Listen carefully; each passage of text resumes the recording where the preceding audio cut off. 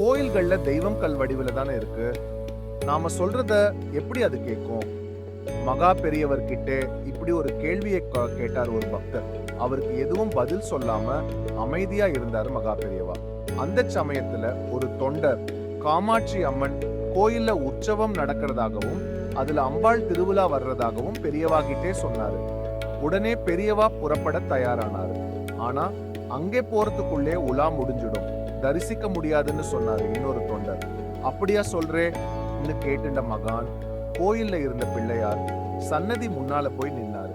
சுவாமிக்கு மட்டும் கேட்கறாப்ல ஏதோ சொன்னாரு. வாங்கோ புறப்படலாம் நுட்டு புறப்பட்டுட்டார்.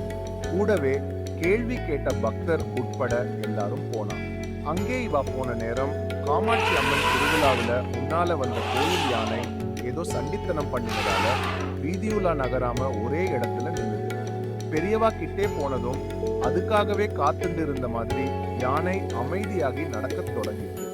அடடே, அங்கே பெரியவா பிள்ளையார் கிட்டே சொன்னது இங்கே கஜராஜனுக்கு கேட்டுடுத்து போல இருக்கே.